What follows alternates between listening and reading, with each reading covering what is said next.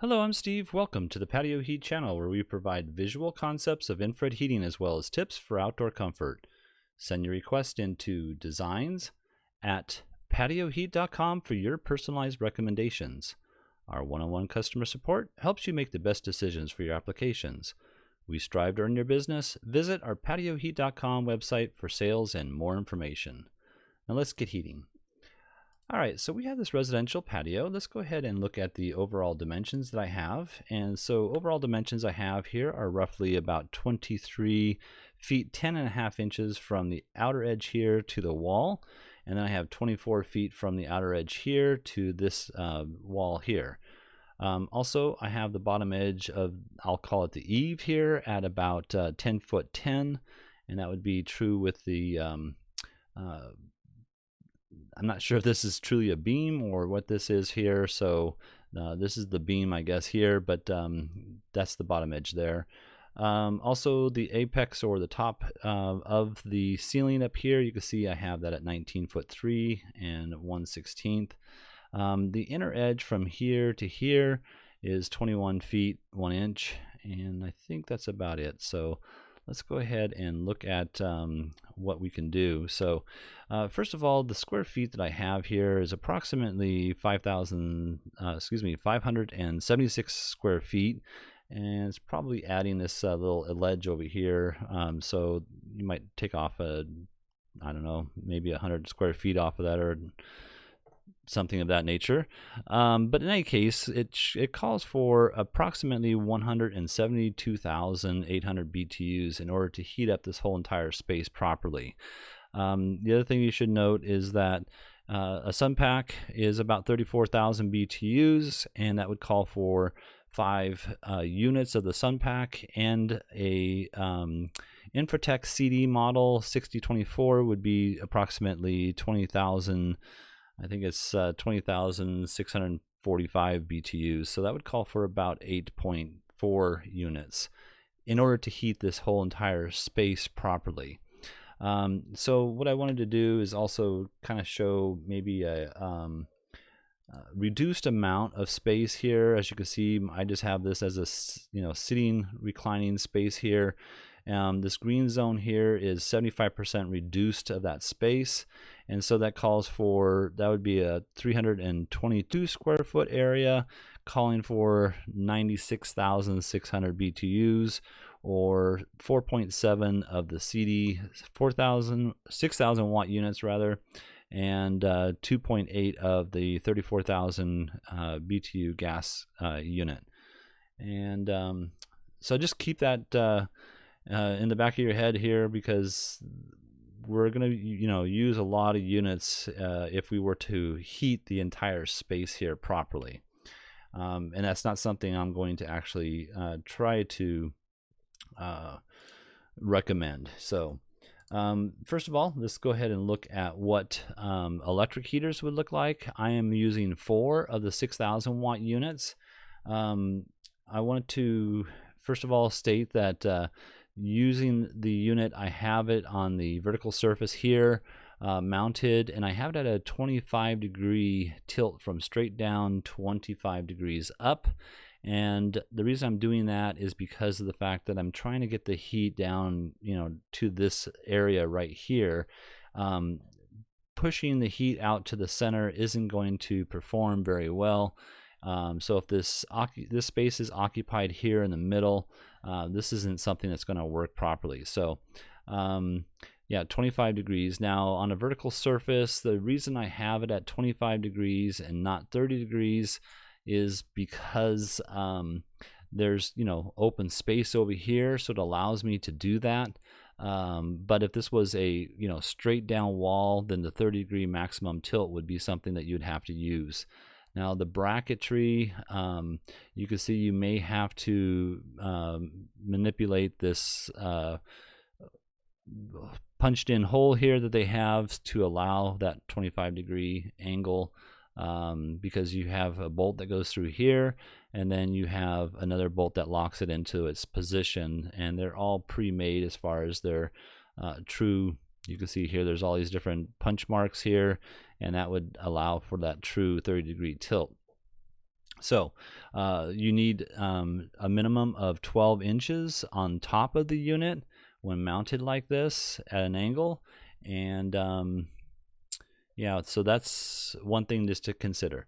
Let's go ahead and look at the footprint of heat. So footprint of heat at this elevation, you can see is not the most ideal. However, it would, keep this space here, and even, if you were to move this back a little bit or occupy this space a little bit differently, if you're sitting over here in this space here where the ray is penetrating very nicely, it would make that fairly decent. Now, this is light rays, so infrared light is a heat source. As it travels through space, it dissipates in its output power. So the maximum distance that really is comfortable is about 10 foot from that surface, even though they do state that it can go up to 12 feet. But 12 feet would be in a very protected area, and this is not considered a very protective outdoor environment. So yeah, the space here would be okay back here, and it would be maybe okay right around here. But over here, I don't know how well those overraying laps would be.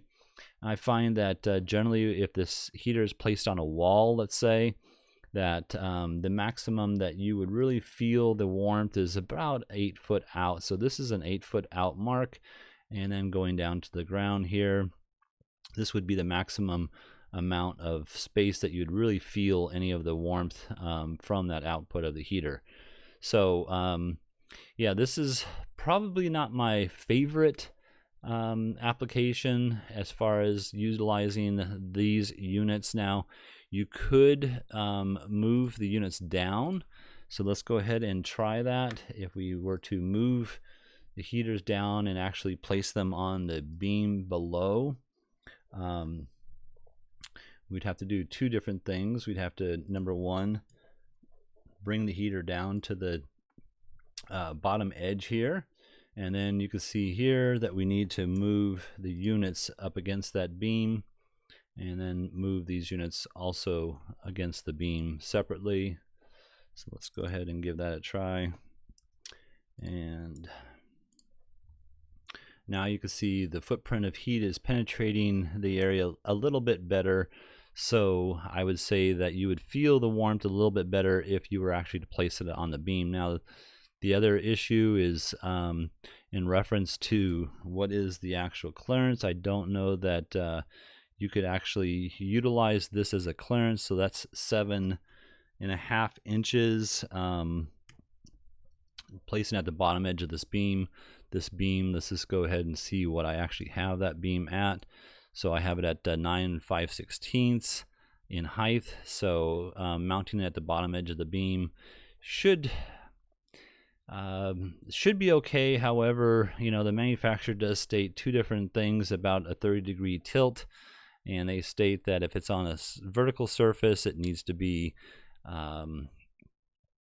12 inches. If it's on a ceiling, mounted on a ceiling, something of that nature, horizontally, the bracket itself, then it needs to be end point is straight down or 30 degrees out. It needs to have 6 inches of clearance. So I'm not quite sure how to answer that, but in any case, I think this would be okay, and this would function decently, but again, not my preferred application here. All right, so let's go ahead and turn these off and look at another option, which would be the gas heater option. And let's go ahead and look at the Sunpack. These are going to be Sunpack TSHs. So these are two-stage output units. They have 34,000 or 25,000 BTU units. And let's see if we can go ahead and, I should just go ahead and mention, so from the bottom edge or the top edge of the heater itself to any combustible, I believe is 17 inches of clearance required. And then from the back edge is 8 inches. So I've cut the OEM bracket that's 21 inches long down so that we are maintaining that 8 inches of clearance from here to here. Okay. And these are at 30-degree tilt. And again, approximately 8 feet is the maximum output that you're going to really feel. So if you're within this, looking at this distance here, let's go with that 8-foot mark again here. If you're sitting anywhere beyond this space here, you're not going to really feel the comfort unless you have all 4 units on, or at least the 2 opposite units on, in order to feel that. So let's go ahead and look at the footprint of heat. So on a Sunpack, footprint of heat's a little bit larger and more powerful than the 6,000 watt units. And you can see that we're covering the space a little bit well, but it's not still the perfect amount of heat here in the middle. So again, occupying the space out here would be best. And we could do the same thing as far as moving these units over. So let's just go ahead and do that real quick. Let's see if I can grab this here. And I'll move those 2 over, and I'll put the center within this beam here. And I thought I grabbed both of them. Give me a minute here. Sorry for the delay. But this would probably be a better option, is to place them on this beam here, because you're improving the amount of output for the unit itself to the area that you actually are occupying. So let's go ahead and look at that. And you can see the penetration's a little bit better than just before. So this would be more ideal. And again, with the higher BTU level here in the middle, you have the ray coming this way, and that overlapping ray would be more comfortable in the center here than it would be if you had the other units out there. So let's see if there's anything else. Let's go ahead and look at the distances that I had apart from each other.